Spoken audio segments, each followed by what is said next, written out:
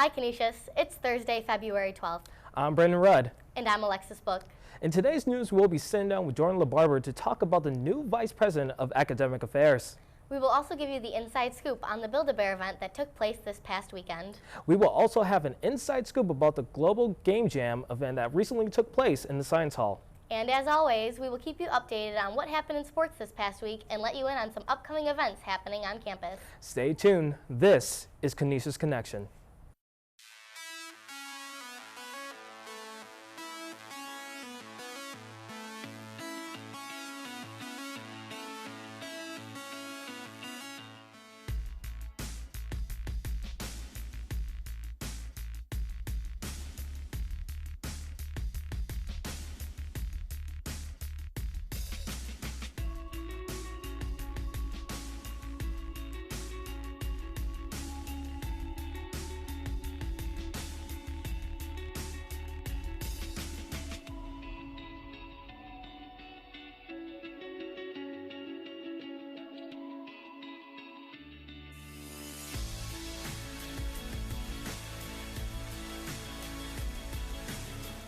Welcome everyone to Canisius Connections. Joining me now is Griffin reporter Jordan LaBarber to talk about the selection of the new Vice President of Academic Affairs.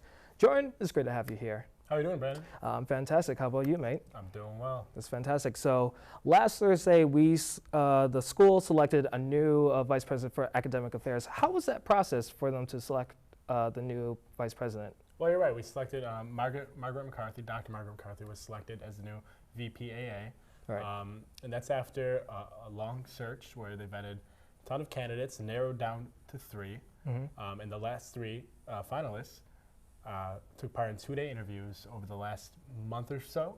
Okay. And those 2-day interviews consisted with meetings with students, meetings with faculty, meetings with the board, and then also presentations to anyone who wanted to join. Once that happened, a search committee headed by Dr. Terry Mangione and Dr. Mary O'Sullivan from the chemistry department selected, they listed the strengths and weaknesses of each candidate, presented a report to President Hurley, and he chose Dr. McCarthy in about a week's time. Right, and about Dr. McCarthy, the new Vice President, what is her credentials that made President Hurley select her? Well, you know, Dr. McCarthy's been here a long time, and she's done a lot of different things here at Canisius. And talking to President Hurley today, he told me the one thing she's shown is a willingness to step up to the plate when it's needed of her. For example, she was a teacher, okay, and they needed a dean for the School of Education, and President Hurley said she stepped up when she took over that role. She served as a professor in both the graduate and undergraduate levels as a dean, and most recently as an associate VPAA. So it was kind of a natural progression for her to kind of get into this administrative role. She's been here a very long time. Seems like a very all-around person to be selected for the Vice President of Academic Affairs. Mm-hmm. But also with President Hurley's opinion, has there been any other opinions of her selection? Well, you know, after each meeting and after their presentations, there were online forms for anyone with the college ability to fill out, to give feedback. And while I haven't looked at the results of those forms, you know, President Hurley, speaking to me, said that they were overwhelmingly positive. Wow. A lot of people obviously know her from all the time she spent here, and I think she has a good stature in the Canisius community. Right, for being here for so long, it seems like a really nice selection. Mm-hmm. But about her selection, since this is a whole new change for Canisius for being a vice president, do you see what is the outcome looking for her new vice presidency? Well, you know, she has a lot of different responsibilities, obviously, but something President Hurley spoke about in this fall convocation this year, something that's been a hot topic amongst faculty all year, is is his idea to revitalize the academic program, and a part of that is the core curriculum. And Dr. McCarthy spoke about that in her meetings, about making maybe some subtle changes, some tweaks, and I think her and President Hurley are going to work hand in hand in making sure the changes that are made are collaborative with the rest of the college and bode well going forward. Sounds like an amazing selection and all around an amazing person. Thank you so much for joining us here. Thanks, Brandon. Jordan LaBarber, everyone. We are now going to take a quick commercial break, but stay tuned. When we come back, we will going to take a look on what's happening in sports around this campus.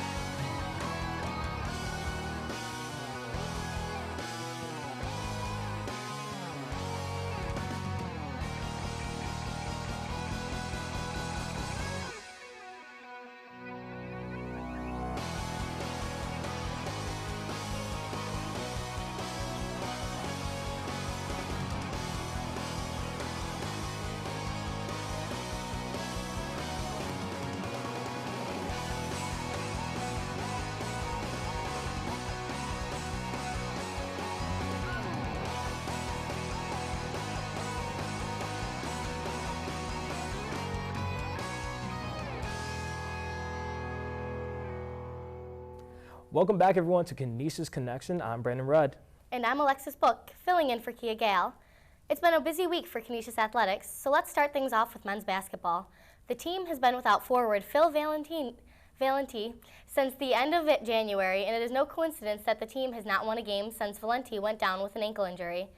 On Friday, Canisius dropped a game to Manhattan, losing 78-69. Zach Lewis led the way for the Griffs, scoring 25 points, and Josiah Heath had a double-double with 11 points and 12 rebounds. However, that wouldn't be enough, as the Jaspers were able to use a 14-point run to start the second half to propel themselves to victory. Sunday afternoon, it was once again Zach Lewis leading the way. This time, however, the Griffs' leading scorer contributed just 11 points, as the entire time managed just 40 points the entire game, the lowest output they've had all season. Defensively, they were able to keep Monmouth to just 44 points, and if it was for not late goaltending call against Jeremiah Williams, the game may have ended in a different result. A very, very tough result. But now moving on to women's basketball. Women's basketball hasn't fared much better, as they're currently in the midst of their own 3-game losing streak. The team was at home taking on Marist on Saturday, and the game began with the teams trading buckets evenly over the first 10 minutes of the game. However, the Red Foxes were able to outscore the Griffs 16-5 over the final 10 minutes, taking an 11-point lead into the half. Canisius would never cut into the lead less than 8 and would go on to lose the game 63-49. Hockey was on the road against Atlantic Hockey, leading Robert Morris. Both teams were riding win streaks into the matchup. Canisius hadn't lost a game in their last 7, and Robert Morris won 6 straight. Unfortunately for Canisius, it was their unbeaten streak that came to an end Friday night. Robert Morris opened the scoring in the second period, and an early third period goal by Ralph Kudemi tied the game at 1. The game would go to overtime with just 31 seconds left in the extra frame. Colonials forward Greg Gibson tailed to win the game for Robert Morris. On Saturday night, the Griffs had to play catch-up once again as Robert Morris opened the scoring. Things were looking bleak for Canisius as time was winding down in the third period, but with less than 2 minutes to play, Cody Freeman scored his 7th of the season to tie the game at 1. The game would go to overtime, but this time neither team was able to find the back of the net, and the game ended in a 1-1 tie. Moving on to softball. Softball began their season this past weekend with a quartet of losses at the CSU Viking Indoor Invitational. The team dropped games to Cleveland State, Bucknell, Toledo, and Bowling Green. This was the first season without longtime coach Mike Reppel, so it was interesting to see how the team fares under the new instruction of Coach Kim Griffin. Swimming and diving began competing in the 2015 MAC Championship on Wednesday. The women's team finished in first place and the men's team ranked 5th. With the event spanning 4 days in time, next week we'll bring you their full results. Sounds great. Now, that's all we have for you for sports, but now we are going to take a quick commercial break, but don't go anywhere because when we come back, we're going to give you the inside scoop on some lifestyle news.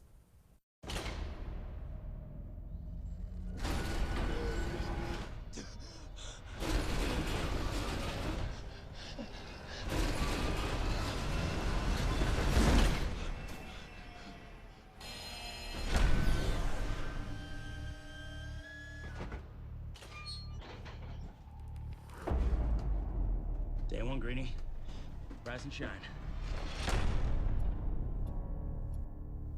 What is this place? Can you tell me your name? I can't remember anything. Who put us here? We don't know. What's out there? The maze. Every morning when those doors open, the runners look for a way out. And no one has ever survived a night in the maze. What happens to them? We don't belong here. I think it's time we find out what we're really up against. Everything started changing the moment you showed up. It's a girl. Thomas, Why are we different? what if we were sent here for a reason? You're not like the others. You're curious. But if you want to stay here, I need to know that you're going to follow the rules.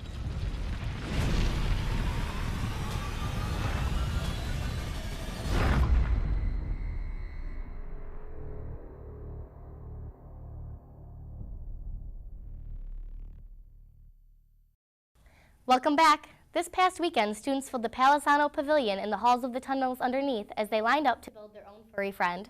Reporter Kia Gale got the inside scoop on the Build-A-Bear event. Let's take a look. Hi, I'm Kia Gale, and I'm here at Build-A-Bear with one of the creators of this whole thing, Hannah Flynn. Hannah, how are you doing tonight? I'm doing lovely. How about you, Kia? I'm doing really good. Okay, so can you tell me a little bit about what everyone's doing here? Okay, everybody at Canisius College is given the opportunity to get a free Build-A-Bear tonight. Wow, okay, so can you tell me a little bit more about the stations that they have to go through? They're all given a number. I think it's 1 through 300, and every 10 minutes or so we're getting 10 people called out, and they're given the opportunity to get a free bear. They can choose from like 30 different skins, they're called, and then they can stuff them, put a heart in there and stuff them. Wow, I'm so excited. Have you made a bear yet? I actually did. I made a rabbit. Oh my God, I'm so jealous. The line is literally out the door, downstairs, through many club rooms. It's really hard to get in here, but if you can, this is an important place to be on a Saturday night. Hello, I'm here with another Canisius College student. What is your name? Matt Eisenberg. Matt, how are you doing tonight? I am doing fantastic. Can you tell me a little bit about what you made today? So I actually won the front row, the first in line tickets with swaggy panda bears for what SPB stands for. What? So I figured I have to make a panda bear in honor of that tweet. Oh my gosh. And what is the name of this panda bear? I haven't figured that out yet. We should name it right now on live TV. Oh my gosh.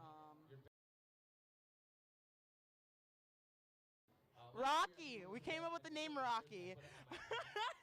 All right. Thank you, Matt, so much. Thank you, Kia. I'm Kia Gale reporting to you. Thank you.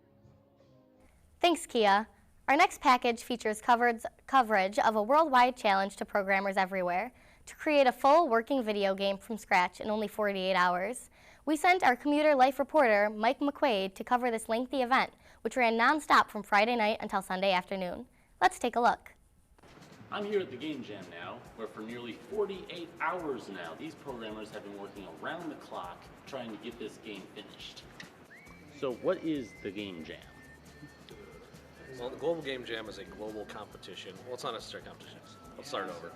Global Game Jam. What is the Game Jam? The Global Game Jam is a global challenge that pits people all over the world with the task of making a game in 48 hours to a theme that's announced on Friday night. So on Friday night we announce the theme, we all climb in here, and by tonight we're all going to submit games that in some way conform to that theme, and people are doing this all over. And are you all working on the same game, or is Nope. every person working on their own? It's completely informal in the sense of what teams you want to form. We have 3 strong teams going right now. We should make at least 3 games. We have already in the works, and there's a couple people kind of doing side things on their own here and there. How hard is it? How hard do you have to work to actually get this done in 48 hours? It's a pretty crazy amount of work. The nice thing is that, you know, with the Buffalo game space and the local community around here, we got a lot of talented people who are really good artists and musicians and coders and whatnot, because it takes all those skills to make a game.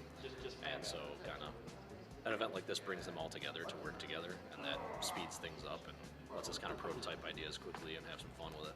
Mm-hmm. What is the theme that's going on here? The theme this year is, what do we do now? Now what? That's the theme. What do we do now? That's the game. That's the question. There was a theme this year is a question. What do we do now? So it's very wide open to interpretation and, you know, whatever people can come up with to conform to that. Yes, we're kind of making like a virtual board game. It's turn-based, kind of resolves itself all at the same time after you make your selections for your turn. So it's 2D, kind of board game, grid-based, certain objectives and kind of orders of operations. These guys are making an interview-based kind of simulator. If you see some of the stuff, they made a 3D model of an office and have some green screening work going in there with a bunch of voice work and pictures taken. What kind of language are you using for the AI? I'm currently using JavaScript. JavaScript. I'm setting certain waypoints for the computer characters to walk to look around and then continue on to the next one. And what is the object of the game? The object of our game is to fit with the theme of today's Global Game Jam as what do we do now? And you are a superhero who has lost his girlfriend and kind of lost his purpose in life, and you are kind of set down the path of becoming a villain, where you eventually take another superhero's wife and are about to kill her in the same way that yours died. So essentially, you were a superhero, but eventually you became a villain. This is the song we need to play when you're hired as well. I was just gonna say that too. In that case, you need to get a picture of Kat doing the flash dance thing with the water, except with sugar. Jesus,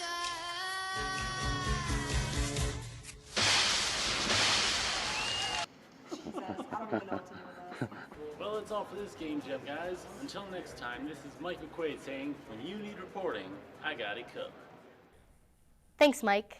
We are now going to take another short commercial break, but when we come back, we will give you an inside scoop on what's happening here on campus.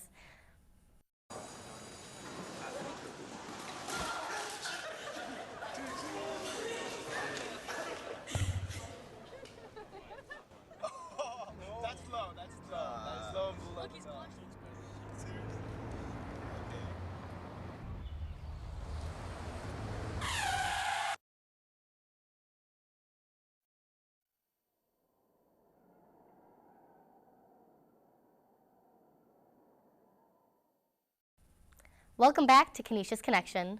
Now let's take a look at some upcoming events happening on campus. Did you notice the movie trailers during our commercial breaks? Grifflix is running a numerous amount of movies such as The Maze Runner, The Fault in Our Stars, and many more every other Thursday at 9 p.m. in the Palisano Pavilion. Manage your stress this semester and restore balance to your daily life by attending the weekly meditations on Wednesday nights at 5 p.m. in Bosch 105. Walk-ins and any level experience are welcome.